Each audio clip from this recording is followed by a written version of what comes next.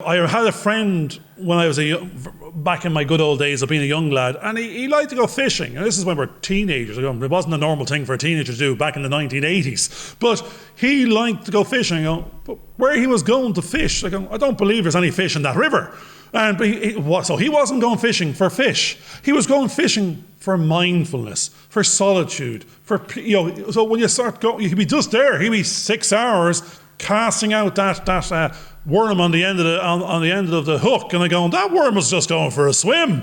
He'd come back. There was no fish there, but he would put the day in. He'd have a great day. He'd enjoy himself, and the worm would nearly go back in the little jar. He just had a little backstroke. Now, he was a fisherman. He'd go sea fishing other times, but he's out there and he's fishing for those bigger fish. He's on the back, he's going out there, it's hard work. It's a day's work, but you're going out to catch something you know exists, and you've got a bigger rod, and you've got the right bait on the end of it, and you know what you're fishing for. He's not going to the pond at the end of the road, he's not going to the river at the end of the road. I believe there's trout and salmon here, but out there might be killer tuna, or God only knows what. But there was purpose.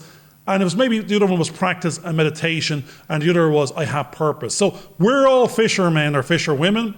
There's a personal side and a business side. Which pond are we in? What have we got on the end of the hook? What's in the pond? You can't expect to be fishing in a pond and pick up a tuna.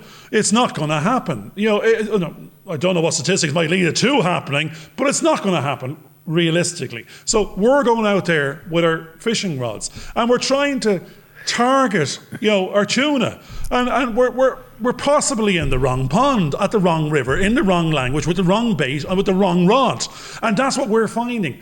We need to get the right tools for the job. We need to know what fish are in the pond, which pond they're in, or river, and we need to put in the effort and work to get that catch at the end of the day. Because the work and effort is there. There's no point in spending 12 hours fishing in the river with a worm that's going swimming, and there's nothing actually in there that we can catch. Hope you enjoyed this video. Please subscribe and click on the bell for notifications.